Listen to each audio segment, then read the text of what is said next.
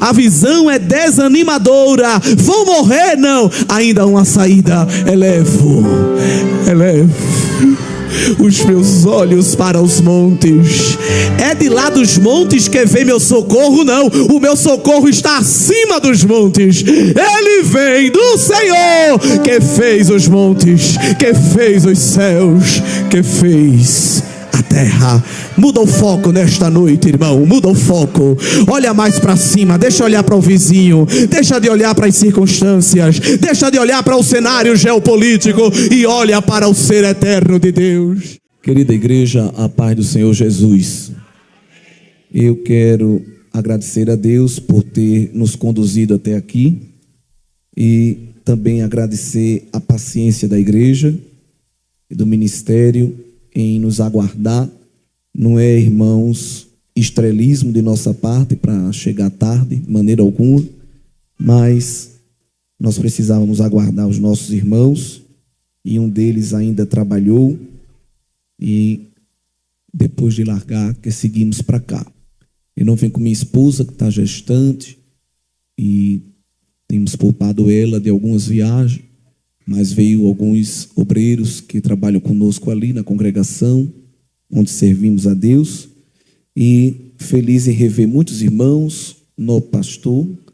Glória a Deus. Outra vez nos encontramos, foi em outra congregação, em outro trabalho, e louvar a Deus por poder retornar a esta casa, onde muitas vezes, ou algumas vezes estivemos, e sempre me senti muito bem no meio dos nossos irmãos. Também um privilégio poder ouvir novamente a orquestra Louvores Eternais, já pedindo perdão e remindo a minha culpa ao nobre maestro Edmundo, por ter falhado este ano, não poder atender os irmãos, mas estamos aqui para meditar na palavra de Deus, e o tema que foi escolhido, irmãos, é um tema muito bom, que é Lamentações. O capítulo é o 5, versículo é o 21, mas já que nos é facultado um tempo tão bom, vamos tentar meditar no livro todo, que vai dar certo, em nome de Jesus. Só são 5 capítulos, não é? Quem nunca leu o livro de Lamentação, dá para ler ainda hoje, antes de dormir. 5 capítulos, não é? Há uma grande disputa teológica entre os estudiosos, quem é o autor deste livro.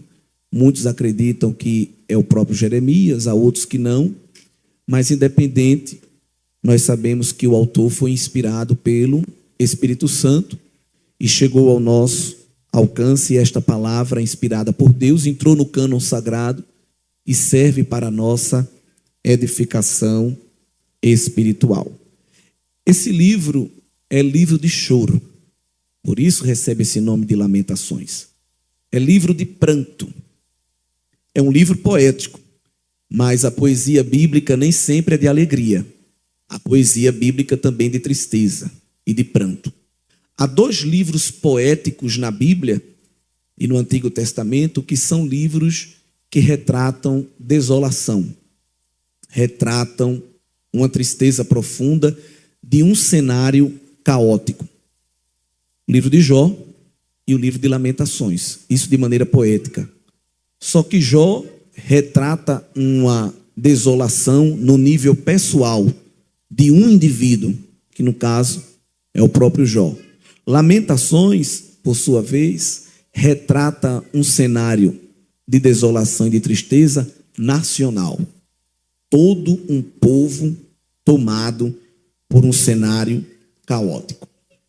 Uma leitura descuidada e desprovida da direção do Espírito Santo faz algumas pessoas tomar a conclusão errada e equivocada de que Deus é cruel, de que Deus é mau. Se a gente pegar o livro e fazer como esses neopentecostais, que abre assim do nada, me dê aí uma palavra, e pode cair um versículo que ele vai dizer, não, Deus, essa não, veja outra. Pode acontecer isso no livro de Lamentação, não é? Mas nós não meditamos apenas nos textos isolados, consideramos todo o contexto, e a gente vai observar que as consequências deste livro têm uma causa. E a gente, para descobrir a causa, não precisa ir a outro livro. Elas são respondidas e apontadas dentro dos próprios 5 capítulos. Ao olhar para o sofrimento do povo de Deus neste livro, evoca-se em nós uma famosa pergunta que os filósofos existencialistas fazem até hoje e não conseguem responder. Deus, onde estás? Se Deus é bom, por que o mal existe? E aí há uma contradição na mente dessas pessoas que são incrédulas e que não se deixam ser tratadas pela palavra de Deus, e elas tomam 2 conclusões precipitadas. Se Deus é bom e o mal existe, é porque ele não tem poder suficiente para resolver o problema do mal. Ou se ele tem poder suficiente para resolver o problema do mal e não resolve, é porque ele não é tão bom assim como dizem. Porém, nós cremos que Deus é onipotente, todo-poderoso, e cremos que Deus é onibenevolente, todo bom. Não há maldade em Deus, nenhuma maneira, em nenhuma instância. Deus é todo bom, não é? Nós aprendemos que a sua benignidade dura para sempre. Sua fidelidade de geração em geração.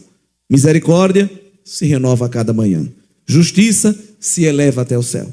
Verdade eterna e imutável. Então todos os atributos de Deus não são perenes, porque há coisas perenes, mas que se acabam. Os atributos de Deus são eternos, completos, íntegros. Deus não tem data de expiração, nem prazo de validade. Ele era, é e há de vir. Glória a Deus.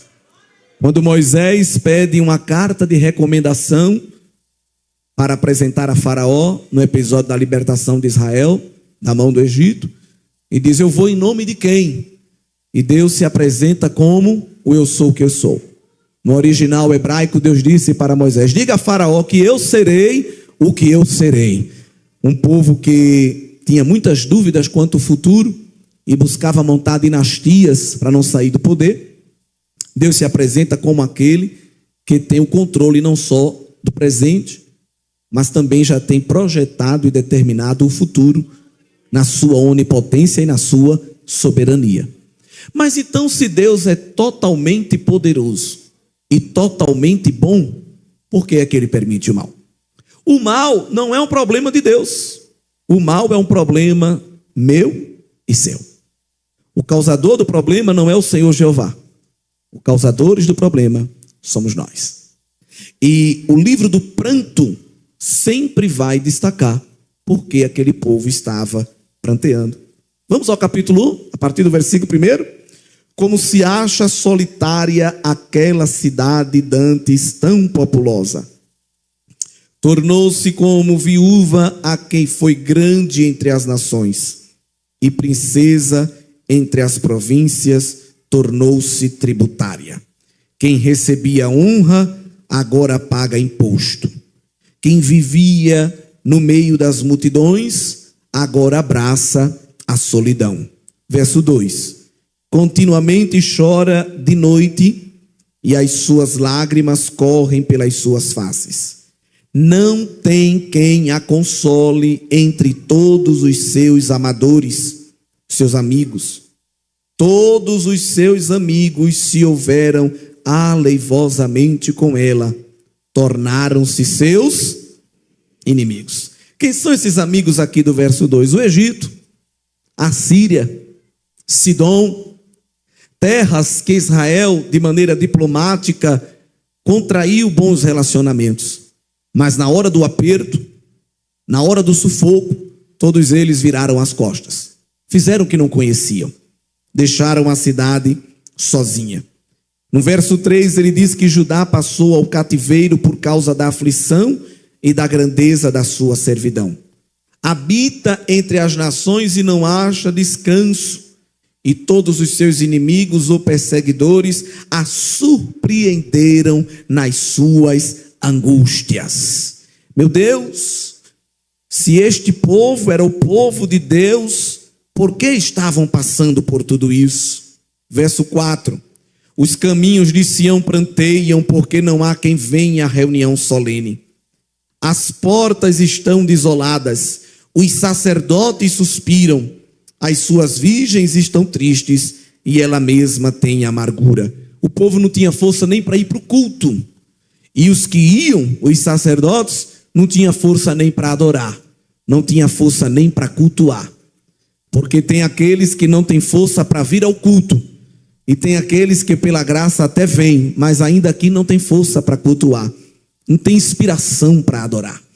As dores e as lutas da vida retiram esse fôlego, esse combustível, não é? Às vezes, alguém que não glorifica, que não se quebranta, que não participa da efusão do culto, às vezes nem sempre é pecado, às vezes é dor mesmo. Dor que sufoca, dor que maltrata e que assalta o ânimo de alguém para adorar. Israel estava assim, sem força para levantar a mão e dar glória a Deus, sem força para pregar o instrumento e tocar, né? Quer ver a prova disso?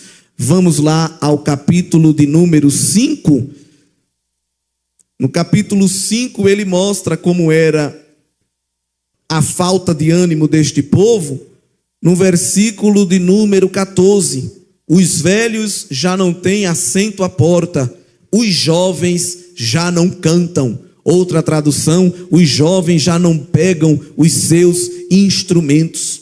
Por que eles estavam assim? Verso 15 do capítulo 5. Porque cessou a alegria do coração e converteu-se em lamentação a dança. O júbilo virou opróbrio, virou vergonha, virou dor. E um povo que está moído na dor não tem força para adorar. Meu Deus, onde estais? Verso 5. Capítulo 1, os seus adversários a dominaram, os seus inimigos prosperam, porque o Senhor a entristeceu. Agora, quem tem costume de marcar a Bíblia ou fazer anotação, começa a aparecer a resposta disso tudo. Por que é que isso tudo estava acontecendo? Por causa da multidão das suas prevaricações. Nós estamos lendo Lamentações e vendo só consequências, mas para ninguém xingar Deus, o autor sagrado já revela no capítulo 1, verso 5, que o motivo deste sofrimento era a multidão de pecados. Vamos avançar? Versículo 8, Jerusalém gravemente pecou. Alguém diz que não existe pecadinho nem pecadão, é verdade. Mas as consequências do pecado, elas têm escalas de grandeza. E baseado na escala de grandeza da consequência do pecado, é que muitas vezes a gente tem essa ideia de que um pecado é grave. Não é? Todo pecado é uma transgressão. Todo pecado é uma desobediência ao mandamento bíblico. Então, por isso que não há escalonamento de pecado. Tudo é transgressão, tudo é desobediência. Mas as consequências dos pecados, elas mudam. Há consequências maiores e há consequências menores. E as consequências do pecado de Israel eram amargas, eram dolorosas. Este povo, diz o verso 8, foi um povo instável. E que instabilidade é essa? Estabilidade da adoração, instabilidade da comunhão com Deus. Um povo que era crente de manhã, mas de tarde era desviado. Um povo que era crente no domingo à noite. Eu estou aqui trazendo uma paráfrase para encaixar na nossa realidade. Povo que se lembrava que era crente no domingo à noite, ou no dia da festividade do grupo. O resto do ano ele nem sabia quem era Deus. Povo que só lembrava de Deus quando passava fome, quando aparecia um tumor, quando faltava um desconto lá no salário, faltava uma parte do dinheiro. Eu vou jejuar porque Deus é a minha providência. Povo instável, povo que só sabia adorar na hora da necessidade. Povo que quem estava perto dele adorava outro Deus, ele entrava na onda, ele entrava na dança. Não, eu sou um crente eclético, eu sou um crente cosmopolita, eu sou um crente pensante, eu sou um crente de olhos abertos. Não, você é um crente instável, Jerusalém. Você aqui é uma coisa e lá fora é outra. Você aqui faz uma coisa e lá fora faz outra. Essa instabilidade espiritual foi que atraiu o juízo de Deus sobre o seu povo. Povo que tinha duas caras, duas conversas, dois comportamentos. E eu estou sendo bonzinho em dizer dois. Tem uns que eram múltiplos, era mais do que dois. Era 3, 4. Camaleão de Deus.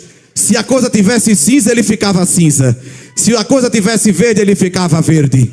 Se a coisa tivesse roxa, ele ficava roxa, se adequando ao contexto, influenciando não, mas se deixando influenciar pela ideologia, pela filosofia, pela economia, pela corrente política, pelos dizeres, pelos trejeitos, pelos traquejos da sociedade. O Senhor olhou e disse: este povo não é meu povo, esta terra não é minha terra, essa gente não é minha gente. Porque eu não tenho para mim uma multidão de camaleão, eu tenho para mim uma multidão de ovelhas. Eu tenho um rebanho, eu exijo fidelidade, eu exijo compromisso, eu exijo integridade. Jerusalém gravemente pecou, por isso se fez instável.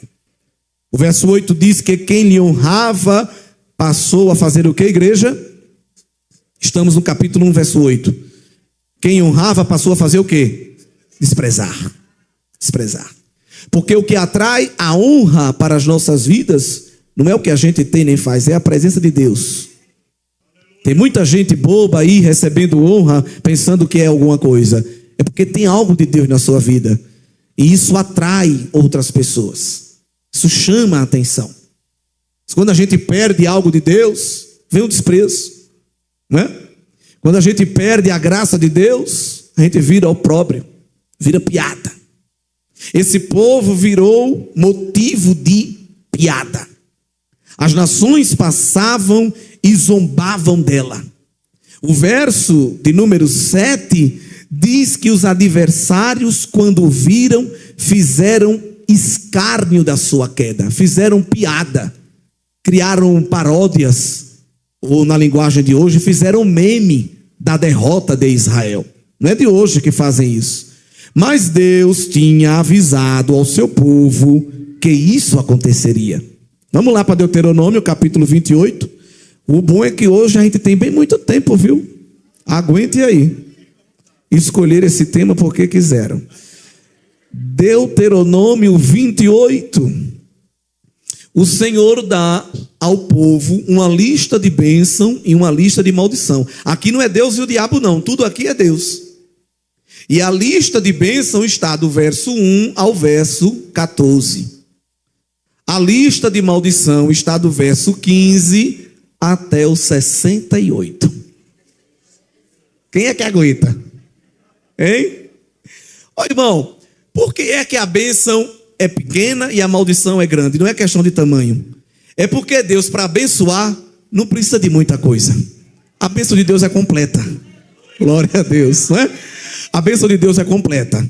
Agora, a maldição de Deus também é completa e bem fatiada. E Deus disse para aquele povo que se eles se desviassem, eles iam virar motivo de piada. Se vocês lerem depois em casa, vocês vão ver. Mas olha aí o versículo de número 37. E serás por pasmo, e serás por espanto, por ditado. Esse ditado aqui tem uma tradução de um ponto de vista de uma piada, de um dizer irônico. E também por fábula, entre os povos a que o Senhor te levará. Deus disse para Israel: se vocês não ficar na minha presença e não andar no caminho da santidade, vocês vão virar motivo de piada. E aqui em Lamentações, nós vamos ver já no capítulo 1, que Israel virou motivo de escárnio. O seu sofrimento se tornou risível na boca dos seus inimigos. Nós vamos ver no versículo de número 4 que as estradas estavam desertas e que ninguém tinha ânimo para ir ao culto. Deus fez até os animais sofrerem. O verso 6 diz que até os cervos, os corços, não achavam pasto e não tinham nem força para fugir do perseguidor. E o que é que a gente faz numa situação dessa de caos? O que é que Deus faz numa situação de caos? Deus permite o caos, Deus permite a prova, Deus permite a luta como uma estratégia didática, porque Deus não tem prazer no sofrimento de ninguém. Deus não tem prazer na maldade de ninguém. Deus não tem prazer em destruir ninguém. O apóstolo Pedro disse que a vontade dele é que ninguém se perca. Por isso que ele ainda faz com que a sua promessa pareça ser retardada. É porque na sua longanimidade ele está dando um tempo para ver se alguém resistente se quebranta e aceita a sua palavra. É o desejo de Deus de que todos sejam salvos, nos ensinou o apóstolo Paulo. Mas quando Deus permite o juízo, a sentença, o castigo, é com um propósito pedagógico. É para ensinar. É para trazer alguém para perto dele. Irmãos, eu vou dizer algo. Tem gente que não consegue ficar perto de Deus se estiver abençoado. Tem gente que a bênção de Deus lhe desvia do Deus da bênção. E eu não estou falando de gente lá de fora, eu estou falando de gente daqui de dentro. Tem gente que não serve para ser abençoado, porque se ele for abençoado, ele esfria, ele se desvia, ele se embaraça na própria bênção. É tanta bênção que você não vê mais ele. Cadê tu, irmão? Eu estou na bênção.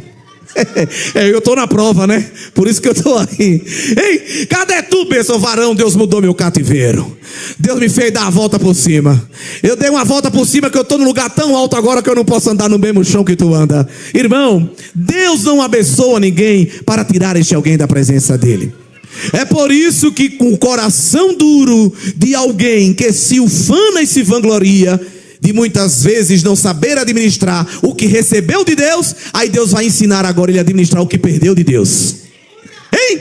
Porque tem gente que não é bom mordomo para administrar o que ganhou de Deus. Aí Deus vai ensinar ele a ser um bom mordomo para administrar o que perdeu de Deus. Nesta noite eu não sei se você é do grupo que está ganhando ou se é do grupo que está perdendo. Mas um grupo ou outro, a missão de Deus, o desejo de Deus é deixar todo mundo perto dele. Então ainda que estejas perdendo algo, se alegre e glorifique ao Senhor, porque é a estratégia dele para te manter perto da presença dele, que era o melhor lugar. A ideologia triunfalista e da prosperidade que entrou dentro dos nossos cultos ensina que se a gente é de Deus, a gente tem que estar com muita coisa. Se Deus está gostando da gente, a gente tem que estar com a carteira cheia. A gente tem que estar com a conta cheia. A gente tem que estar comendo o melhor desta terra.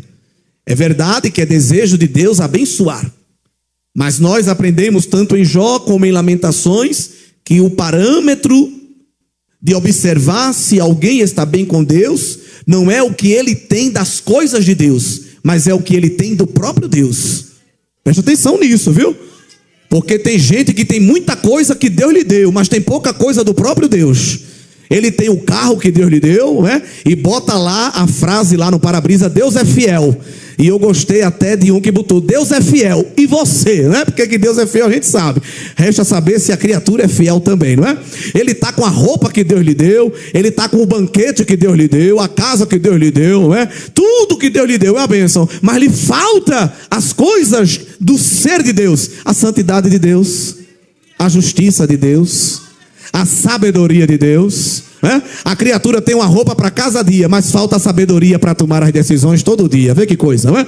Aí tem o melhor queijo, come o melhor mel, mas não tem a justiça de Deus, a fidelidade de Deus, a santidade de Deus. E o que vai levar a gente para a eternidade não é as coisas que Deus dá a gente, mas o ser de Deus na nossa vida. A maturidade da santidade de Deus no nosso ser é que nos vai aproximar para a vida eterna, não é, irmãos? Então, querido, você que está se remexendo aí sem gostar dessa palavra: irmão, Deus quer me abençoar. Ele vai lhe abençoar. Mas antes de ter a bênção de Deus, tenha o Deus da bênção na sua vida. Tenha o Deus da bênção na sua vida. Porque quem tem o Deus da bênção na sua vida pode perder a bênção de Deus, mas nunca perde o Deus da bênção. Israel perdeu a bênção de Deus, mas não perdeu o Deus da bênção. Nós vamos ver isso mais à frente. É um desafio para esta sociedade materialista, é um desafio para esta sociedade secularista se firmar em propósitos espirituais, em detrimento de propósitos materiais. Propósitos intangíveis, em detrimento de propósitos tangíveis. Essa sociedade do palpável, do instantâneo, do aqui e do agora. Essa sociedade que exige resposta de tudo e de todos no mesmo instante. Só que se esquece que serve ao Deus que é eterno. E Deus não tem pressa. Os teólogos triunfalistas e da prosperidade inventaram uns hinos dizendo que Deus tem pressa. Não diga isso, que isso é um erro. Porque Deus é eterno. Deus não olha para o relógio, eita, está acabando o mês, corre, anjo, que eu prometi a ela. Não. Deus não está no tom descabelado. Eita, já é 8 horas, ainda hoje eu tenho que terminar. Não, Deus é eterno, irmão.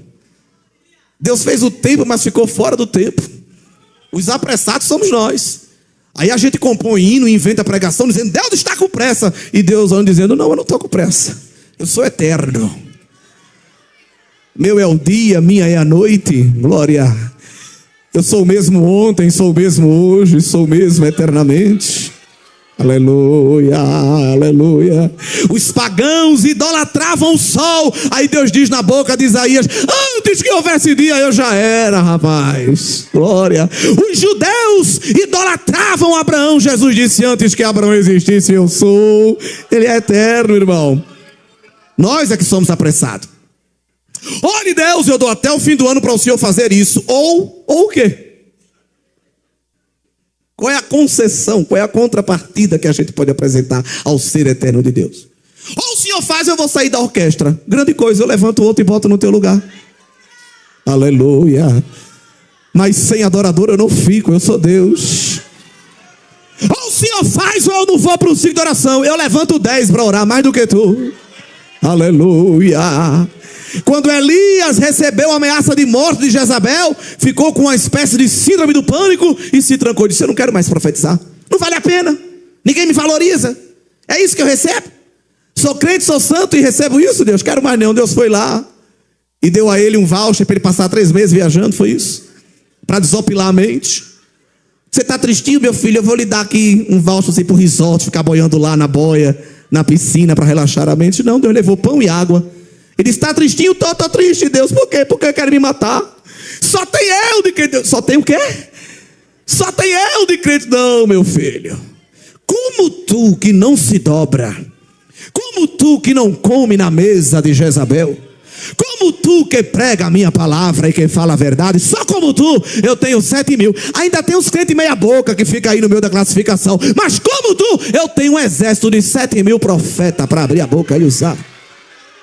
Levanta, rapaz, toma jeito de homem e pega este barril de azeite e tu vai ungir o teu sucessor. Tu não quer fazer mais não? Eu já tenho um para fazer. Eliseu, filho de Safate. Vai lá, porque ele vai ser profeta no teu lugar. Glória a Deus. Então, queridos irmãos, essa pressa, essa coisa de querer pressionar Deus para fazer isto ou aquilo, não funciona com Deus. Chantagem emocional não funciona com Deus. Não adianta se trancar na cabine e dizer, aqui eu não saio daqui, ninguém me tira. Deus manda um rebuliço. Deus manda uma tempestade. Vão passando de cabine em cabine, mas chega na de Jonas e diz, olha, todo mundo já se apresentou, todo mundo já apresentou a sua divindade. Está todo mundo bem com seu Deus. Agora e tu? Quem é tu? De onde tu é? O homem não queria pregar, mas só em se apresentar já começou a pregar. Eu sou hebreu. O meu Deus é Jeová. É o Deus do céu e do mal. Olha, já estava pregando, Deus sem querer. Glória, porque a soberania de Deus é maior do que a nossa liberdade. A vontade dele vai imperar e vai operar na minha e na sua vida. Israel relaxou. Israel cruzou os braços. Israel se afastou de Deus. Mas Deus tinha uma aliança com Israel. E a aliança de Deus com Israel era uma aliança incondicional. Há alianças que o homem precisa fazer algo para que Deus possa fazer a parte dele. Mas há alianças que são incondicionais, porque Deus sabe que é próprio do homem quebrar alianças. Então Deus é tão maravilhoso que ele mesmo cria alianças inquebráveis. Alianças incondicionais. Porque mesmo que o homem faça algo errado, a aliança de Deus não se quebra, porque está firmada nele. Não é isso? Por isso que Jesus, quando foi fazer a nova aliança, ele disse que o Pai procurou uma instância para jurar, para atestar a sua aliança. E ele disse o quê? Jurei por mim mesmo. Glória a Deus. Tem gente que diz assim, eu juro pela minha mãe morta, e você não acredita. Coitada da mãe dessa criatura. juro pela minha esposa. E você diz: meu filho, faça isso não, que ela não tem culpa. Mas Deus, não me encontrando uma instância superior a ele, de fidelidade e de justiça, ele disse: jurei por mim mesmo, firmarei aliança em mim mesmo, e ela não será quebrada. A aliança que ele fez com Israel, e também mais à frente a aliança que ele faz com a igreja. E mesmo que Israel quebrasse esta aliança, o amor de Deus era a liga que sustentava e que permitia que ela não fosse quebrada, porque o amor de Deus era maior do que tudo isso. E nós vamos observar que já lá em Deuteronômio, o Senhor ensinou a receita para Israel. Deus levou Israel, colocou 6 tribos de um lado, 6 tribos do outro, um em frente ao Monte Ebal, o outro em frente ao Monte Gerizim, e mostrou a eles a diferença da bênção e da maldição. Usou a beleza do Monte Gerizim e usou o aspecto precário do Monte Ebal para mostrar de maneira visual, porque naquele tempo não tinha data show, naquele tempo não tinha flanerógrafo, não tinha retroprojetor, então Deus pegou a própria natureza para de maneira lúdica, atraindo o visual, porque nós somos atraídos pelos olhos, e Deus disse: olha, a minha bênção é como esse pasto verdejante, e a minha maldição é como essa terra seca. Aí veja o que Deus diz: vocês escolham, viu? Se vocês querem a bênção ou a maldição, mas eu vou dar uma dica. Que Deus é esse? Escolha a bênção. Está aqui em Deuteronômio 30. Escolha a bênção, porque se vocês escolherem a bênção, vai dar certo, glória. Mas Deus não ficou surpreendido com o mau comportamento de Israel. Deus usa Moisés para entregar essa receita a Israel, e depois que acaba a reunião, Deus chama Moisés para uma conversa particular e diz: meu servo, venha cá. Está vendo tudo isso que eu falei? Está vendo tudo isso que eu ensinei, Moisés? Estou vendo, Senhor. Eles vão fazer exatamente o contrário. Deus já sabia. Deus já sabia. E ele podia dizer assim: Moisés, quando esse povo fizer tudo ao contrário, eu vou matar tudinho. Eu vou destruir tudinho, Moisés. Tu vai ver. Aliás, tu não vai ver, porque ele já vai estar morto. Mas eu vou fazer com esse povo uma coisa terrível, para eles aprenderem que eu sou Deus. Mas não. Deus ensina a eles o caminho da bênção e da maldição.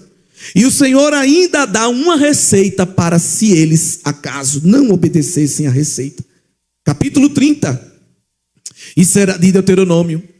E será que sobrevindo-te todas estas coisas, a bênção ou a maldição que tenho posto diante de ti, e te recordares delas entre todas as nações, para onde te lançar o Senhor teu Deus, e te converteres ao Senhor teu Deus, e deres ouvido à sua voz, conforme tudo que eu te ordeno hoje, tu e teus filhos, com todo o teu coração e com toda a tua alma, então o Senhor teu Deus te fará voltar do teu e terá misericórdia de ti. Tornará a ajuntar-te dentre todas as nações, entre as quais te espalhou o Senhor teu Deus. Ainda que os teus desterrados estejam para a extremidade do céu, ou seja, ainda que leve os teus filhos para um lugar que não tem transporte, saneamento, nem a internet chega, até ali eu irei e os trarei de volta e os ajuntarei e trarei a terra que os teus pais possuíram. O que é isto? É o Deus que está no controle de todas as coisas. É o Deus que permite o sopro para espalhar o povo rebelde, e é o Deus que manda um vento para juntar o rebelde que se arrependeu e voltar para a posição inicial que Deus quer. Então, quando nós lemos Lamentações, nós estamos aprendendo que Deus está no controle de todas as coisas.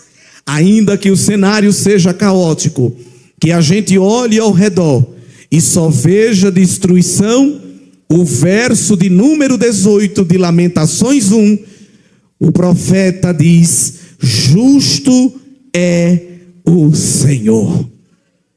Agora, tem muito crente que não reconhece o seu erro, e outros não crentes também, e culpam a Deus pelo que estão passando.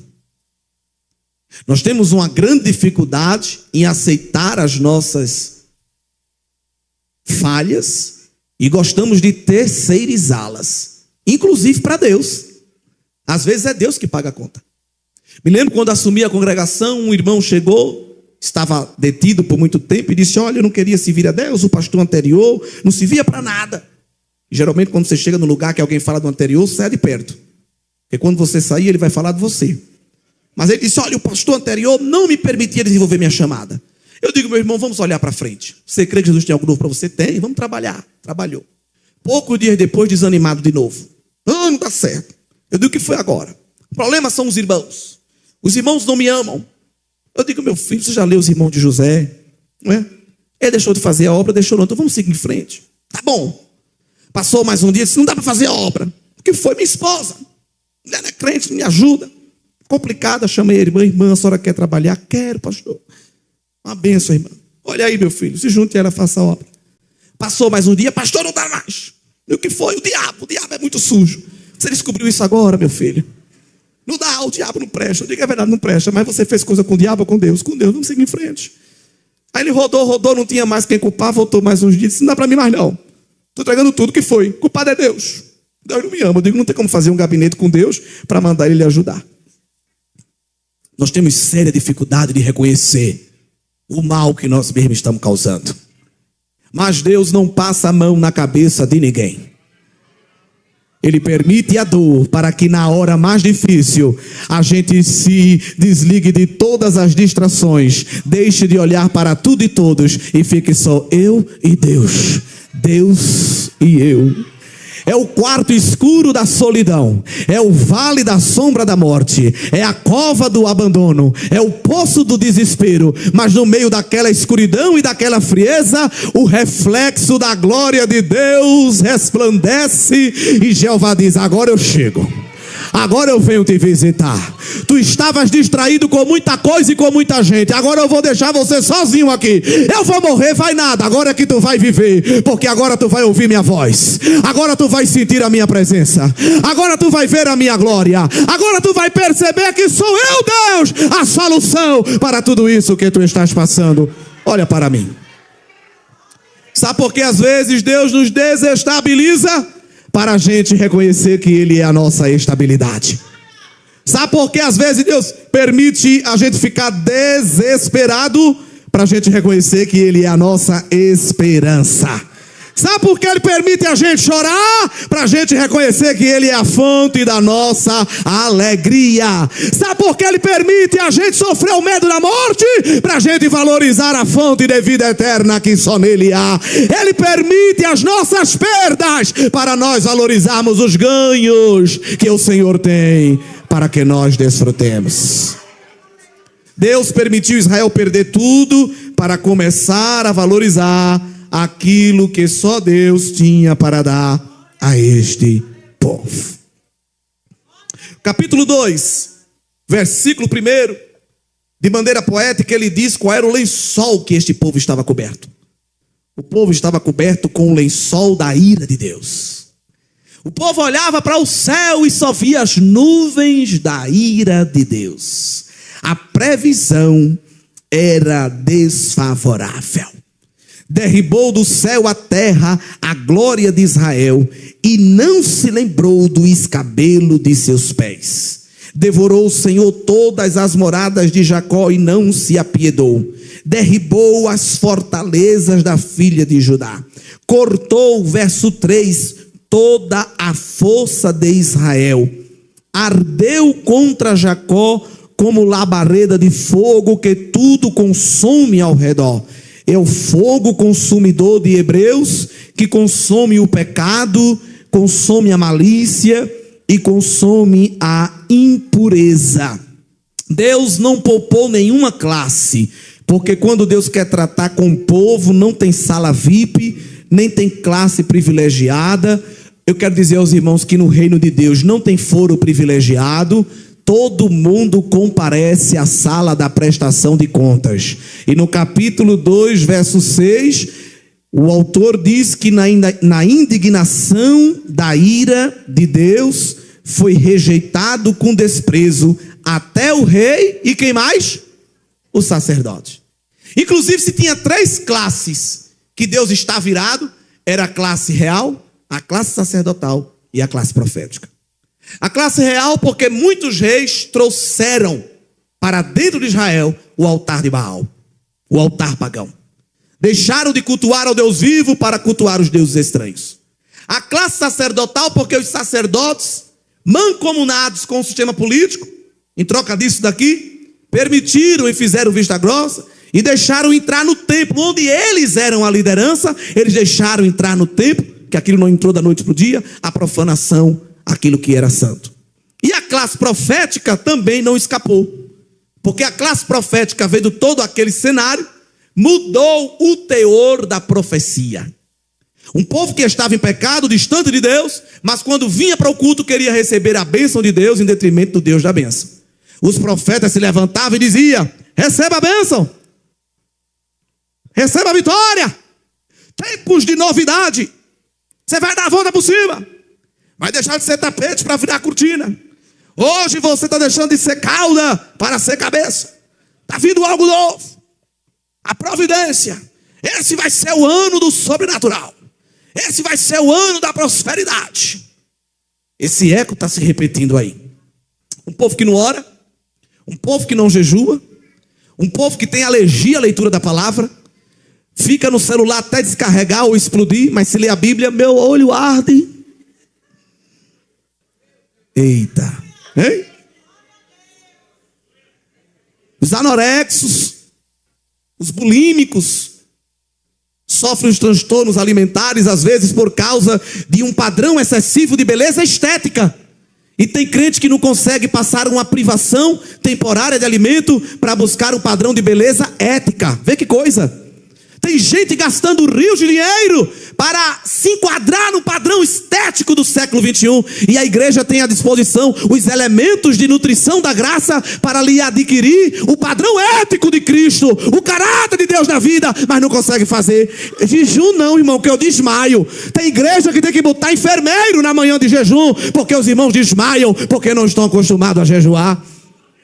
Mas está pensando que Deus bota lá no caderninho do anjo, anote aí que ela não pode jejuar porque a glicose dela está baixa ou porque está alta. Não, irmão. Quando Deus mandou os gafanhotos dilacerar o trigo, o vinho do povo de Israel, a receita de Deus não foi contratar melhor adubo e fertilizante, nem o povo contratar os melhores agrônomos. Deus manda o profeta clamar o povo e convidar para um dia de consagração e de jejum nacional.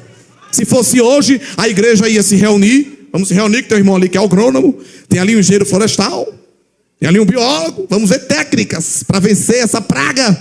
E vai ser o ano da vitória. Jeová disse: não tem fertilizante, certo? Chama todo mundo para o jejum. Glória. Só que Deus sabe quem é o povo dele. Deus sabe. Você marca evento na igreja, você que é líder, começa a receber o zap. Olha, eu não vou poder ir porque eu vou adoecer. Olha, eu não vou poder ir porque vai chover. Viram médico, viram meteorologista, né? Eu não vou poder ir porque eu tenho um compromisso, eu tenho uma viagem, eu tenho um negócio, eu tenho isso, eu tenho aquilo. Começou a chegar o zap para Joel. Olha, eu não posso porque eu casei, varão. Lua de mel, tá tudo pago. Está lá em Joel, o Senhor disse: diga ao noivo e à noiva que saia da sala de núpcia e venha para chorar na ponta do altar, porque é tempo de contrição e de quebrantamento. Começou a chegar o zap das mães para o pastor Joel: olha, profeta, tire meu filho aí do jejum, porque você sabe, Juninho tem a hora da papinha, ele está amamentando. Está lá na Bíblia. Deus disse a Joel: diga à mãe que não é para dar nem leite materno, até o bebê vai jejuar. Glória. Glória! Não tem foro privilegiado no reino. Quando Deus olha, Ele nos olha de um tamanho só. E exige de todos nós aqui esta noite quebrantamento, rendição, humilhação. Glória! Qual foi a última vez que tu se dobrou no altar? Qual foi a última vez que essa tua glândula lacrimal funcionou? Não com aquele choro estético que você enxuga com o dedo midinho, porque a maquiagem é mais importante importante que o quebrantamento, porque a estética é mais importante que a espiritualidade. É tempo de rasgar veste, é tempo de se dobrar diante do eterno Deus, é tempo de chorar entre o alpendre e o altar. Louvado seja Deus. Louvado seja Deus. Esta geração que não quer chorar, está chorando por quê se você tem um Deus? Não chore, quem te prometeu garante. Deus está querendo ver a gente chorando, viu, irmão? Aleluia. E o Senhor veio para dizer isso, vim. Ele quer ver a gente chorando, para a gente desfrutar o verdadeiro consolo. Glória. Há pessoas aqui que andam muito distraídas. Isso está atrapalhando a sua espiritualidade. Você sofrerá percas, isso é palavra profética, glória. Mas as perdas da tua vida vão te trazer riquezas. Que coisa. Essas perdas no reino promovem enriquecimento. Não tem economista nem contador que faça um cálculo que explique isso. Porque no reino a gente perde para ganhar. Vai perder certas amizades, vai perder certos relacionamentos, vai perder certas atividades da rotina, mas o altar, a presença, a manifestação da glória vai voltar a ser ativa na vida da igreja do Senhor. Glória a Deus. Aleluia, irmãos. É tempo de chorar no altar de Deus. Glória. É tempo de se envolver na presença de Deus para viver o impacto da glória dele. O negócio era sério. E observe que essa denúncia de Deus para os profetas aparece aí no capítulo 2, verso 9. Veja que coisa interessante. No capítulo 2, verso 9, é nos dito que não se acha visão alguma do Senhor nos seus profetas. A gente aprende, biblicamente, que quando Deus estava irado com o seu povo, a principal característica, quando o povo estava muito ou totalmente desviado de Deus, a principal consequência e característica do juízo de Deus era o silêncio de Deus. Há dois grandes momentos de silêncio na Bíblia. Tem o período intertestamentário ou interbíblico de 400 anos, que é o mais conhecido. Deus só encerra esse silêncio retomando João Batista. Mas também tem os 350 anos de silêncio, ali do período do juiz, né? Depois de Josué, de Moisés, que Deus só vai retomar com Samuel. E o primeiro de Samuel diz que a palavra de Deus era de grande valia. Grande valia. Deus quebra o silêncio usando Samuel. Mais à frente, Deus quebra o silêncio usando João Batista. Só que, num tempo em que não tem palavra de Deus e revelação de Deus, a oportunidade faz o negócio, aí surgem quem? Os falsos profetas. Porque o profeta verdadeiro, ele não inventa mensagem. Porque o silêncio de Deus também é uma mensagem. Podemos repetir essa frase? Não vai doer em ninguém. Vamos repetir? O silêncio de Deus também é uma mensagem. É igual pesquisa acadêmica. Muitos ferem a pesquisa acadêmica porque não obtém dados, aí inventa dados. Mas não ter dado também é um dado na pesquisa acadêmica, né? Não houver ocorrência. Isso é um dado para uma pesquisa científica. Então o silêncio de Deus também é uma mensagem. Uma mensagem de reprovação. Mas os falsos profetas aproveitam o silêncio de Deus e dizem, agora é minha hora. E geralmente os falsos profetas vão trazer sempre uma mensagem que destoa da mensagem de Deus. Claro. Se a mensagem de Deus é de juízo, os profetas vêm com uma mensagem de bonança, de acerto. Não é? Deus é tão misericordioso que não fala, porque se falar o povo não suporta. Eita, Deus usa o profeta hoje. Está certo o que está pedindo? Hein? Eu vou dizer uma coisa aqui aos irmãos que é séria. Ai, a gente não está ouvindo muita profecia no meio do culto. Será que quer mesmo ouvir? Quer mesmo que Deus tome gente aqui na revelação? É, igreja? Deus é tão misericordioso que diz, eu vou silenciar. Eu vou silenciar porque se eu falar vai ser marretada na cabeça desse povo. Vai ser chicote. vai ser espada. Aí Deus vai e silencia, glória. E a gente fica às vezes sem entender, né? Aí o falso profeta diz: assim diz o Senhor. Jeová diz: tire meu nome disso. Tire meu nome disso. Eu não estou falando nada, mas eu vou falar. Eu vou falar. E no capítulo 2, verso 9, é nos dito que não tinha visão para os profetas. Aí no verso 14, aparecem os falsos profetas. Os teus profetas viram para ti vaidade e loucura, e não manifestaram o que, igreja? A tua maldade. Porque a principal voz profética do Antigo Testamento era a voz profética de denúncia de pecado. Os irmãos vão ler os profetas menores e vão observar que o ministério daqueles homens era denunciar pecado. Agora, eles denunciavam o pecado e os atos por Deus apontavam o caminho da solução. Porque tem gente que quer ser profeta, pega um barrote, taca na cabeça de todo mundo precisa, menos ele. O irmão precisa ser mais crente. A irmã precisa orar mais. Eu sinto que a irmã precisa se consertar. E a criatura, se você passar ele no raio-x, vai dizer: Deus do céu, olha o que essa criatura está falando de mim. É Isaías. Isaías no capítulo 5, pega a marreta: ai de ti, ai de ti, ai de ti.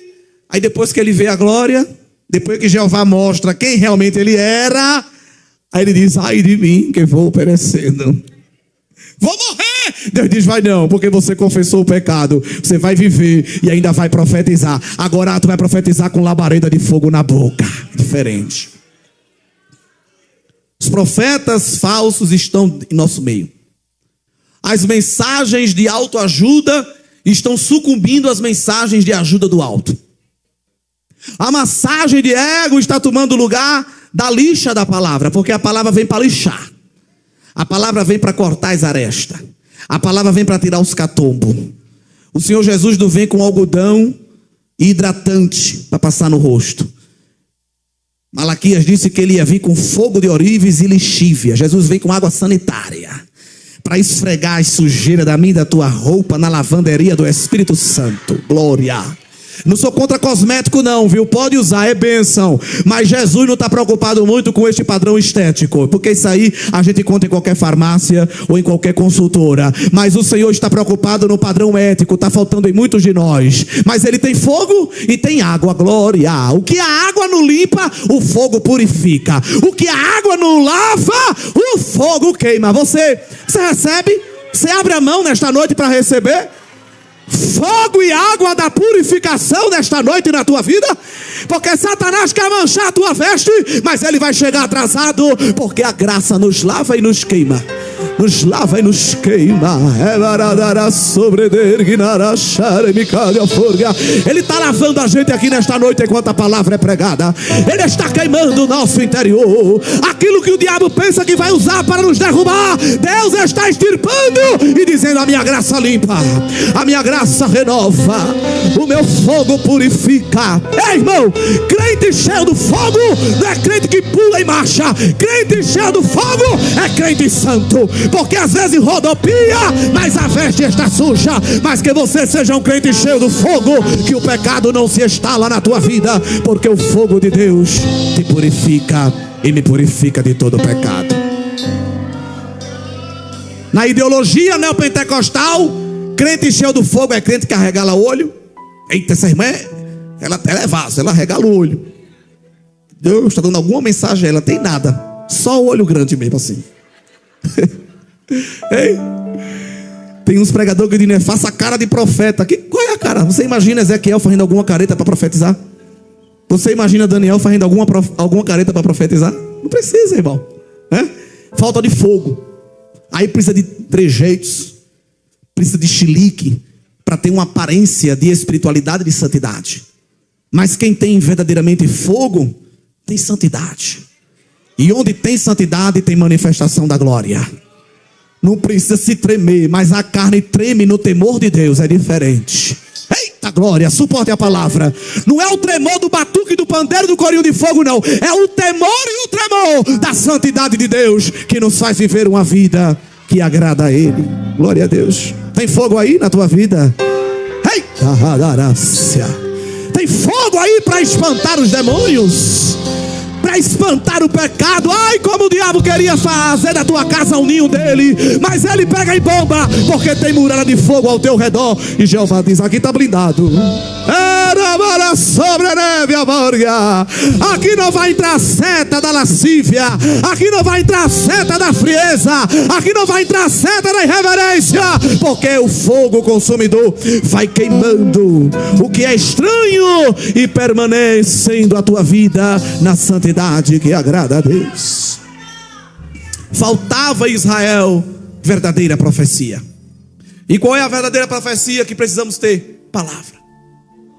Precisamos investir mais, como estamos investindo esta noite. Palavra. Investir nos hinos, na demonstração de alguma apresentação de visitantes. O culto tem várias facetas, mas o culto é centrado na palavra. Verdadeira profecia. Sabe por quê?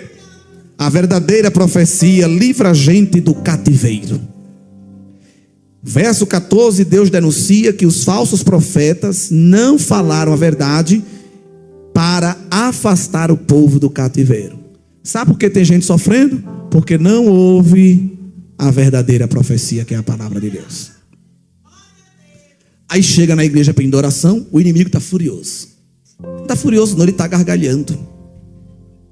Porque tem uns que ele nem guerreia mais, já se entrega para ele de mão beijada. Mas quando um povo é sensível e obediente à verdadeira profecia da palavra, esse povo é livrado do cativeiro. Aleluia! É a verdadeira vitória. O caminho da felicidade passa pela obediência. Bem-aventurado é o varão que medita na palavra de dia e noite. Será como árvore plantada junto ao ribeiro de água. A sua folha é sempre verde, dá o seu fruto na estação própria, e é o verdadeiro próspero. Tudo que fizer prosperará. É o segredo da verdadeira prosperidade. Mas eu disse que o que Deus faz na hora do sofrimento é chamar o povo para o quebrantamento. E o que é que o povo faz no sofrimento? Atende o chamado de Deus para o quebrantamento. Qual é a receita de Deus? Capítulo 2, verso 19. Lamentações é um convite recorrente ao arrependimento e ao quebrantamento. 2:19. Levanta-te, clama de noite no princípio das vigílias. Derrama o teu coração como águas diante da face do Senhor. Levanta a Ele as tuas mãos pela vida dos teus filhinhos que desfalecem de fome à entrada de todas as ruas. Eu vou além. É como que o profeta dissesse: se vocês não querem pedir por vocês, peçam pelo menos por esses inocentes. Mas não é essa reza que muitos fazem, essa oração meramente litúrgica de começo do culto. O famoso boa noite, Jesus. Senhor, eu estou aqui, obrigado por ter chegado aqui, Deus de paz, abençoe esse culto, seja uma bênção de Jesus, amém. É aquela mesma oração todo culto. Todo culto. E a gente ri, porque a gente sabe que é. Tem gente que é a mesma oração. Tem uns que, se você chamar ele para orar por dízimo e oferta, ele faz a mesma oração de início do culto. Ele já é programado, aquela mesma frase. Ai, irmão, é porque eu fico nervoso. Não, é porque falta intimidade com Deus. Porque quando eu não tenho intimidade com a pessoa, eu não tenho assunto. Eu falo de coisas periféricas. Mas quando eu tenho intimidade, eu tenho vontade de estar perto. Sempre tem um assunto para conversar. Sempre tem um assunto a tratar. Jesus, toda vez que acabava o culto, se retirava em secreto para orar. Jesus. Aí tem uns que dizem: não, olha, eu estou aqui desde os anos 1950, já orei muito. Eu que comecei a oração nessa igreja. Agora já para vocês, são mais jovens. Tu é um seco, rapaz. Porque Jesus, que é Jesus, todo dia dizia ao discípulo: meu filho, eu vou ali que eu estou precisando orar. Jesus dizia que precisava orar. E tem uns que dizem: quem fundou a igreja aqui em Campina Grande fui eu, agora eu estou na reserva. Carro que vive na reserva, a bomba queima, meu filho. Tem que passar no posto. Tem que pedir para ele encher o tanque de vez em quando. Me dá graça, Pai, eu preciso. Oh, aleluia. Quando você vê um crente dizendo que não precisa orar porque já orou muito, é o que menos ora. Porque quanto mais a gente ora, mais a gente descobre que o poço é profundo. que o ribeiro é profundo e a gente diz: Senhor, me segura, Senhor, me envolve. É muita coisa, Deus, eu sou pequeno, tu és grande, Deus, eu preciso de ti. É aí quando o Senhor chega. Levanta-te, derrama o teu coração como águas diante da face do Senhor. Pergunto novamente, porque o Espírito de Deus me conduz a perguntar: qual foi a última vez que nós choramos copiosamente na presença do Senhor? A gente veio conversando no carro sobre filmes, bons filmes, com mensagens evangélicas, e a gente foi perguntando: qual foi o filme que fez você chorar, não é? E às vezes tem gente que chora no filme, chora de acabar a caixa de lenço, não é? Às vezes até uma história boba, uma história romântica de dois adolescentes, ai meu Deus, mas não chora com a pregação da palavra, não chora com a presença de Deus, hein? Chora porque conhece o seu ídolo, fica 12 horas esperando o ídolo chegar na porta do camarim. Aí eu acho bom, porque tem uns que chegam, entra por outra porta, ninguém vê. Eu estou vendo ele, se treme. Qual foi a última vez que nós trememos diante da santidade de Deus? Ou o nosso culto é uma missa?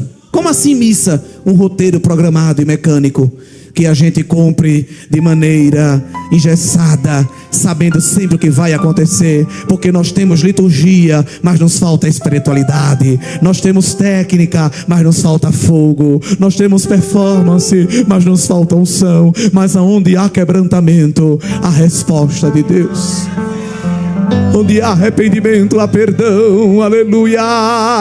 Onde há choro de quebrantamento, há riso de júbilo, glória. Quer sorrir? Comece chorando, chorando na presença do Senhor. Quer dar a volta por cima? Primeiro se abaixe, desce a casa do oleiro, desce a presença do El Shaddai. Humilha-te, põe a tua boca no pó, talvez ainda haja esperança.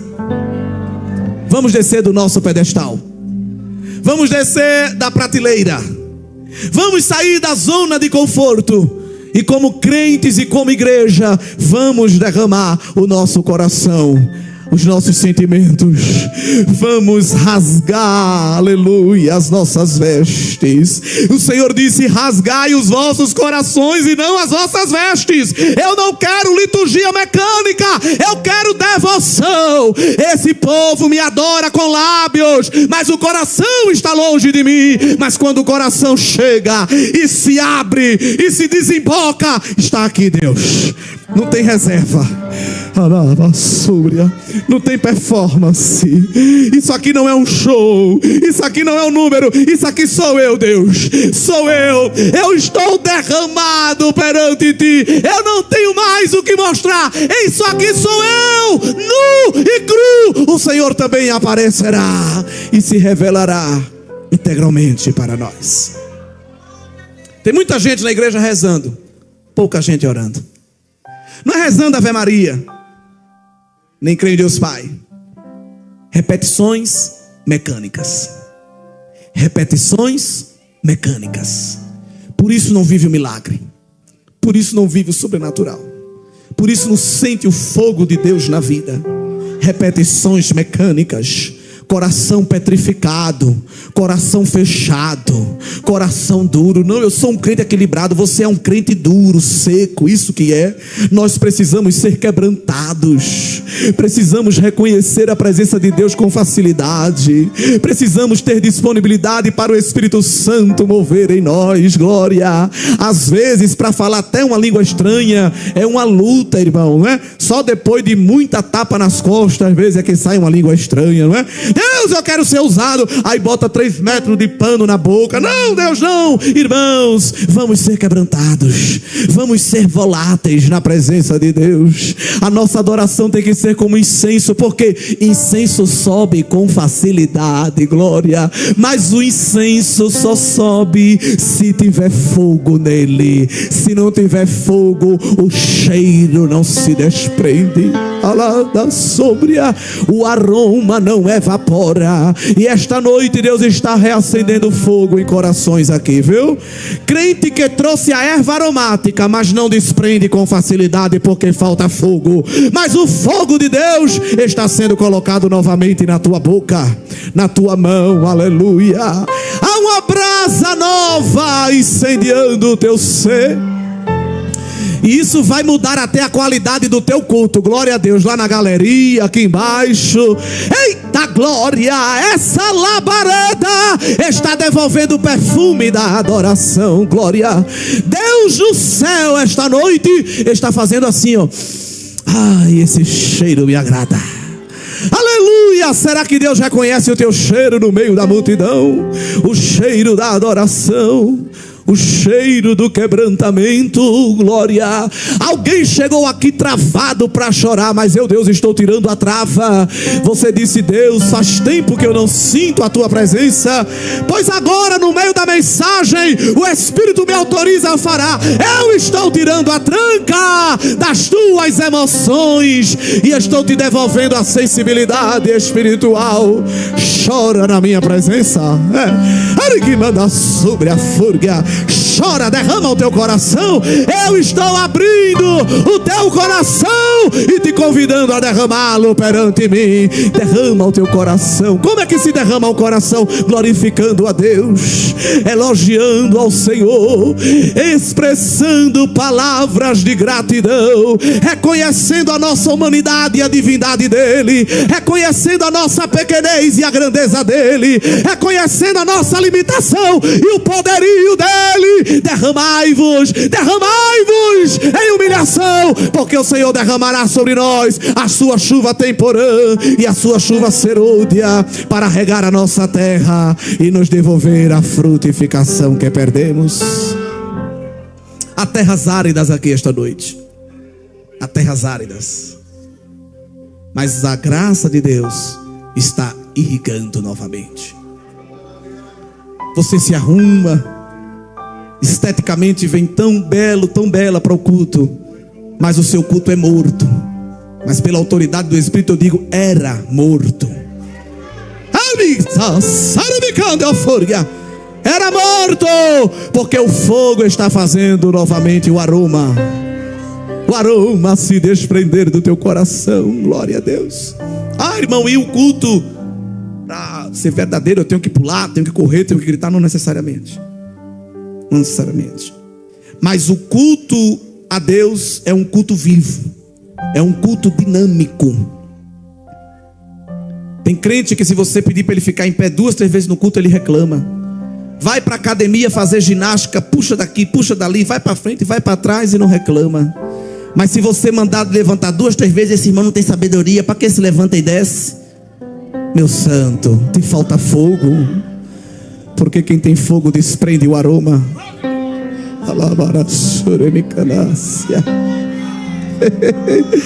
Irmã, você pode cantar: eu estou rouca. Irmão, você pode dar uma palavra: esqueci meus óculos. Irmão, você pode vir para o culto hoje: eu estou chato, irmão, estou triste, não quero ver ninguém, nem Deus. Falta fogo. Mas quando tem fogo no altar, aleluia, aleluia, Ele está reacendendo altares aqui esta noite. Quando tem fogo, tem aroma de adoração, aleluia. De longe a gente já sente, já escuta as campainhas tocando. O sacerdote está lá dentro, mas os sinos da sua roupa estão balançando e alguém está dizendo: tem adoração ali, tem culto ali, a glória de Deus estará ali na sua vida. Glória a Deus. Irmãos, já chegando à conclusão desta palavra, ele deixa de olhar para o caos e passa a olhar para aquele que tem poder para resolver o caos. Deus é Deus de aliança, e mesmo quando nós quebramos a nossa parte, Ele refaz, porque Ele é maior do que nós. A sua fidelidade não permite que Ele negue-se a si mesmo. Eu sei que a gente costuma cantar que Deus é fiel a nós, mas a Bíblia diz que Ele é fiel a Ele mesmo. Porque se Ele fosse ser fiel a nós, Ele não ia ter motivo para ser, porque a gente sempre se porta para com Ele com infidelidade. Agora, a fidelidade dele é demonstrada a nós, mas porque ele é fiel a ele mesmo. Porque fidelidade é algo muito sério. Deus é fiel, mas e você? E eu? Só tem uma pessoa na Bíblia que teve coragem de abrir a boca e dizer assim: Deus me teve por fiel. Porque nós é que tomamos Deus por fiel, mas na Bíblia só tem um homem que abriu a boca escrevendo uma carta e disse: o Senhor me teve por fiel. Quem foi esse personagem bíblico? Tarefa de classe? Paulo. O Senhor me teve por fiel, pondo-me no ministério. Deus olhou para Paulo e disse: é fiel. Eita Deus. Ó irmão, olhando o Senhor esta noite para nós, que palavra Ele usaria para nos resumir? Hein, benção? Qual é a palavra que Deus pode usar para resumir a nós nesta noite? Paulo, ele resumiu como fiel. Mas mesmo que não encontre-nos nesta fidelidade, capítulo 3, verso 22, promete-nos o livramento de ser consumido pela ira de Deus. E esta promessa está embasada no verso 22, nas misericórdias do Senhor. Duas coisas que todo crente tem à sua disposição: graça e misericórdia. Se a gente não tivesse graça nem misericórdia, essa igreja não existia. Porque com a graça, a gente recebe de Deus o que a gente não merece. E com a misericórdia, a gente deixa de receber o que a gente merece. Porque a gente fala muito da graça, né? A gente fala muito da graça. A graça é favor imerecido. Mas se Deus não tivesse misericórdia, o barrote que a gente ia levar pelo que a gente merece, porque Deus é justo e a sua justiça exige que Ele retribua também os nossos malfeitos, não ia sobrar nada. Só a graça dele. Então, além da graça, Ele nos presenteia com a misericórdia. O barrote de Deus está apontado para nós, mas a misericórdia nos olha primeiro. Aí Jeová diz: não vou destruir, porque a minha misericórdia chegou primeiro. É a causa de não sermos consumidos. Então nenhum crente pode olhar para o espelho e ficar dizendo: olha como eu sou fiel, olha como eu sou crente. Rapaz, estou percebendo, estou maravilhado comigo mesmo. Tem uns crentes que são assim, né? Irmão, você prega bem. Não, meu filho, eu nem preguei nada, você nem me viu pregar. Hein? Irmão, você é uma mulher de oração. Ah, minha filha, eu estou assim com Deus. Inclusive, é melhor você me tratar bem, porque se eu orar, acontece, viu? Nós não vamos ver homens de Deus dizendo isso. Esse que disse assim: Deus me teve por fiel, isso foi o que Deus falou dele. Quando ele foi falar dele mesmo, disse: miserável homem que sou. Foi assim ou não? Né? Mas tem uns dizendo: irmão, toque em mim não, que eu sou ungido. E Deus vai mostrar a você o que acontece com quem toca no ungido. Acontece nada. Mas quando nós recebemos esta misericórdia, que a gente se depara diante dele, a gente diz: Senhor, me ajuda. Me ajuda, senão eu caio.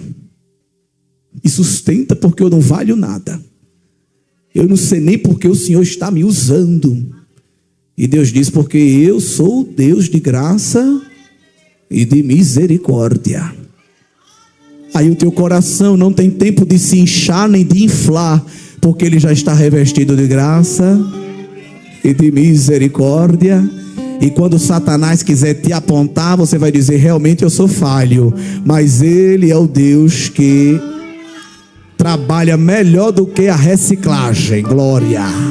Por que é que Deus trabalha melhor do que com a reciclagem? Porque Ana disse que Ele vai no monturo e levanta o necessitado.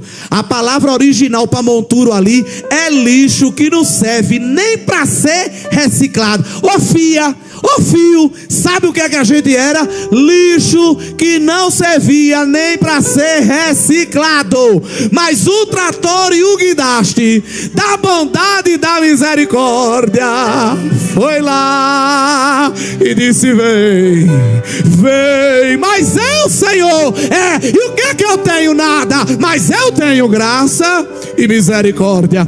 Olha a minha graça e a minha misericórdia te tomando. Tirou-me de um charco de lodo, de um tremendal de lama, pôs os meus pés sobre a rocha, pôs um novo cântico na minha boca e vestes de salvação. E agora estamos aqui, cheios da graça e da misericórdia. Por isso que o verso 24 ele diz que a minha porção é quem? Irmãos, vocês estão com a Bíblia aberta, por favor. Lamentações 3:24. A minha porção é o Senhor. Isso aqui ele pega emprestado daquela palavra que Deus disse para Arão: vocês não vão ter direito à terra, porque a herança de vocês sou eu. Retomo o que falei na introdução: é melhor ter o Deus da bênção do que as bênçãos de Deus. O Senhor é a minha porção, então esperarei nele. Não vou esperar na Previdência, no INSS, na Coab, não vou esperar na Anvisa, na Petrobras, no dólar, no euro. Eu vou esperar nele. Ele é a minha porção. Eu sei que o meu Redentor vive e que por fim se levantará sobre a terra. Eu sei em quem eu tenho crido e é poderoso para guardar o meu tesouro até o dia final. Eu sei que eu completei minha carreira, que eu guardei a fé e desde agora a coroa da vida me está reservada, não só para mim, mas para todos aqueles que amam a sua vida. Eu esperarei no Senhor. Onde estão as suas expectativas? Onde estão as suas perspectivas? Onde estão os seus projetos? Onde estão os seus planos?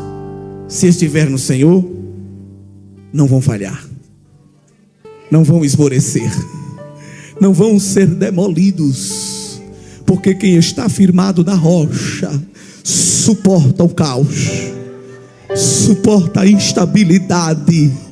Talvez quebre uma telha e estilhasse um vidro da janela, mas a casa não cai. A raiva de Satanás é essa: é porque na primeira batida da onda, no primeiro sopro do vento, no primeiro abalo do terremoto, aí a janela estilhaça, aí ele gargalha e diz: agora derrubei. Eita glória! Mas o que quebrou foi só um pedacinho do vidro, para Jeová lembrar que a gente não é nada e depende dele. Mas balança, treme terra, cause confusão, mas a guerra passa e a casa fica, a luta passa e a construção fica, porque lá no subsolo está cavado na rocha. O teu fundamento é Cristo, a rocha eterna. O teu fundamento, igreja, é o Senhor. E nesta noite eu declaro pela palavra: toda instabilidade na tua vida está se tornando estabilidade, porque os teus pés estão firmados na rocha. Os embates e os embates estão vindo para te derrubar, mas há uma multiplicação de força de Deus aqui esta noite. Receba força, receba fortaleza. Deus está derramando sobre nós espírito de fortaleza. O combate e o embate é grande, mas maior é o fundamento da tua fé. Maior é a presença que te circunda, maior é o renovo que toma a tua casa. O quadro é de caos, a palavra é de morte, mas olha para Jesus, autor e consumador da fé, e a tua vida estará segura nele hoje e sempre. É noite que Deus está devolvendo estabilidade. O povo deixou de olhar para as lutas e passou a olhar para o Senhor. Perderam tudo. Capítulo 5, até o ambiente de culto, que era Monte Sião, verso 18. As raposas e os chacais estavam lá. O caos era tão grande que até o ambiente de culto virou um terreno baldio. Mas o verso 19 diz: tu, Senhor, permaneces eternamente, e o teu trono de geração em geração. Sabe por que tem muita gente adoecendo da alma e da mente? Porque está olhando muito para o nível da terra. Mas vamos começar hoje a mudar o foco. Vamos levantar a cabeça. Elevo os meus olhos para os montes. É guerra, é guerra, é guerra e é guerra. E quando eu dou esse giro de 360 graus, a visão é desanimadora. Vou morrer? Não, ainda há uma saída. Elevo os meus olhos para os montes. É de lá dos montes que vem meu socorro? Não, o meu socorro está acima dos montes. Ele vem do Senhor, que fez os montes, que fez os céus, que fez a terra. Muda o foco nesta noite, irmão. Muda o foco. Olha mais para cima. Deixa olhar para o vizinho. Deixa de olhar para as circunstâncias. Deixa de olhar para o cenário geopolítico e olha para o ser eterno de Deus. Olha para o ser imutável de Deus. Olha para o ser fiel de Deus. O Deus que não falha. O Deus que não muda. Nele perseveraremos. Nele prosperaremos. Onde está o nosso foco, aí também estará o nosso destino. Onde está o nosso foco, estará também a nossa resolução. Se nós estivermos focados no caos, nós vamos terminar no caos. Mas se estivermos focados naquele que é, era e sempre será o Senhor, poderemos ver os nossos dias renovados como antes. Porque Deus é Deus de coisa nova. Ele tem novo cântico para a tua boca. Ele tem novas vestes para a tua alma. Ele é Deus que tem novas etapas para o plano de redenção. Israel ficou maravilhado com a abertura do Mar Vermelho. No capítulo 43 de Isaías, Deus disse: não considere as coisas passadas e nem antigas. Vocês estão achando que isso aí que eu fiz foi grande? Eu vou fazer é uma coisa nova. Eu vou fazer é uma coisa grande. E a notícia vai se espalhar. Eu vou botar caminho no deserto e vou fazer brotar rio na terra seca. Alguém vai olhar e vai dizer: como é que foi isso? Isso é coisa de Deus, isso é obra de Deus. Deus de novidades. É o Deus que criará novos céus e nova terra. Eu não sei qual é o renovo que tu precisa esta noite, mas o Deus que transforma a instabilidade em estabilidade está nos renovando aqui, renovando o nosso ideal, renovando a nossa fé. Glória a Deus. Ele está aumentando o nível da nossa fé esta noite. Ele está renovando as nossas expectativas. Porque o problema não é quando alguém que está perto de nós não crê. O problema é quando nós mesmos nem cremos mais. Mas Ele está aumentando o nível da expectativa da tua fé. Vamos romper em fé, vamos marchar, vamos nos erguer, porque o nosso fim será melhor do que o nosso princípio. Abre a tua mão e recebe renovação nesta noite. Fecha os teus olhos aí com a mão aberta. Pode abaixar o braço, mas abrir a mão para não cansar. Eu quero orar pela tua vida. Fecha o teu olho, minha filha. Fecha o teu olho, meu filho. Se tu consegue orar 5 minutinhos, glória. É noite de quebrantamento e de derramação de coração. Senhor Deus e Pai, nós estamos na tua casa. Nós estamos no teu altar, Senhor. Nós estamos na tua presença. E a tua palavra nos faz crer em dias melhores. A tua palavra nos faz crer na provisão divina.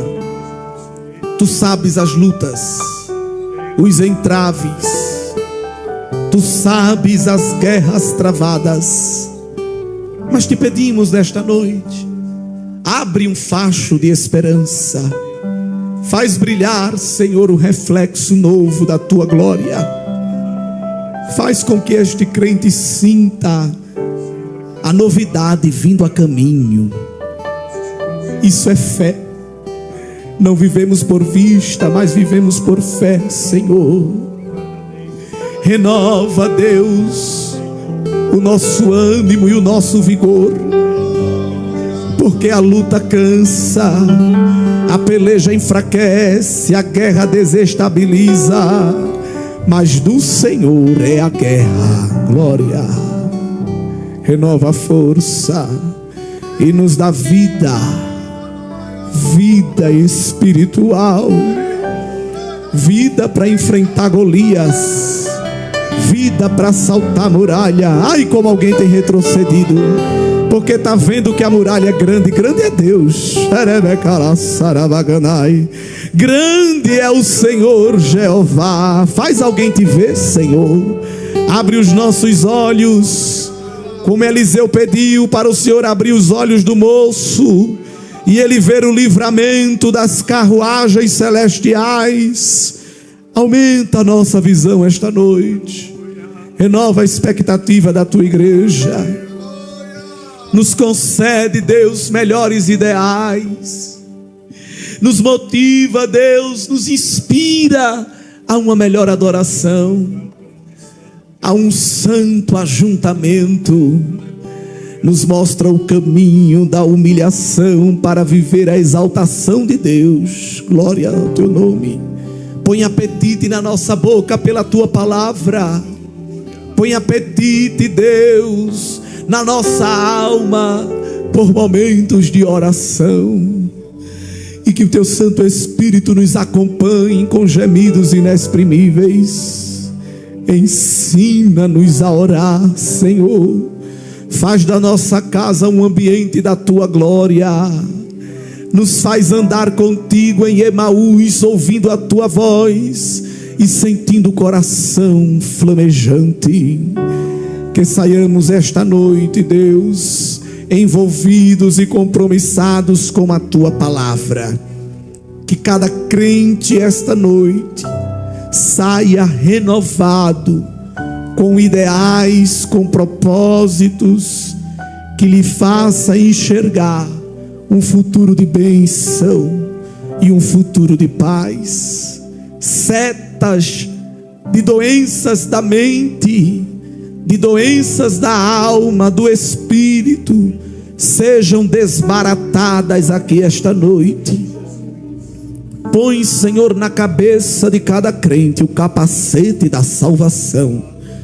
Põe na fronte de cada crente o óleo.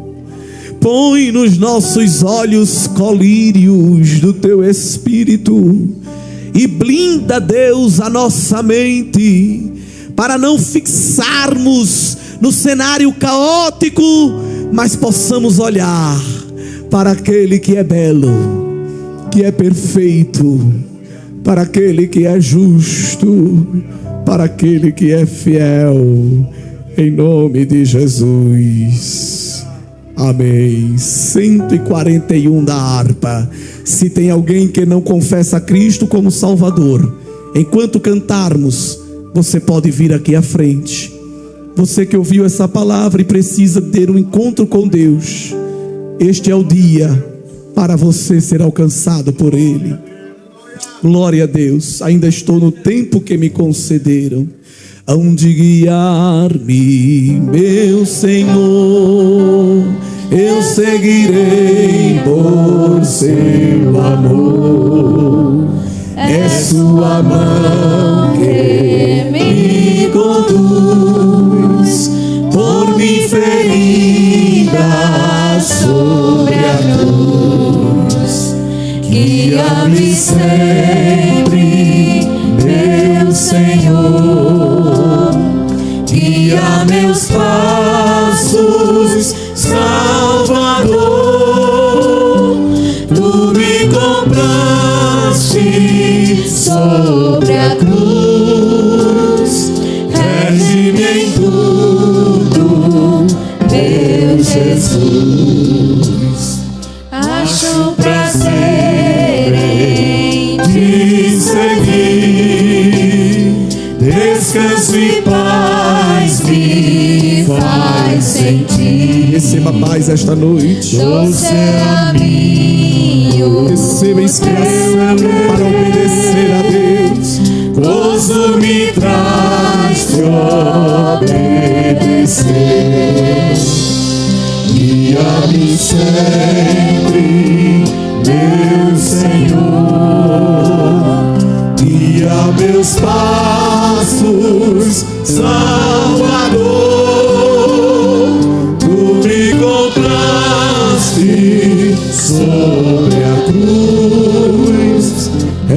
Rege-me em tudo, meu Jesus. Sigo sem medo, sigo sem medo, meu Senhor, que me encheu do seu amor. sentindo perto, Sentindo perto a mão potente, a sua mão. Ele nos guia neste vale. Posso cantar Esta presença que está conosco, guia-me sempre, meu Senhor, guia meus passos, Salvador. Tu me compraste sobre a cruz, rege-me em tudo, só as mulheres para seu reino. para o seu reino me conduz. Glória a Deus. Pelo jardim Só os homens, lá ficou morto. Só os homens.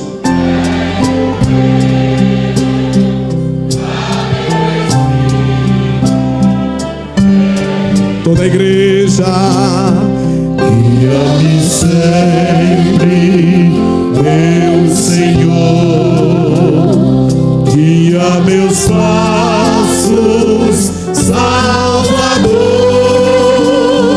Tu me compraste sobre a cruz, rege-me em tudo, meu só os instrumentos adorando com a estrofe. Aleluia. É bom servir a Deus. É bom descansar nesse Deus. Vale a pena ser crente, irmão. Vale a pena crer neste Deus. Obedecer a este Deus.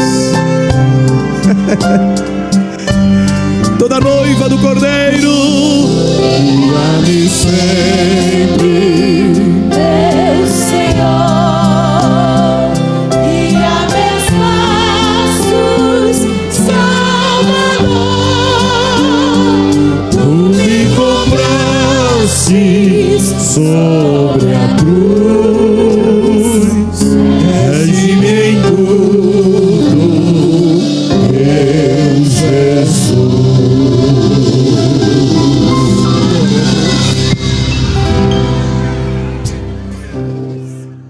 Baixe nossos conteúdos gratuitamente. Acesse pelo link na descrição.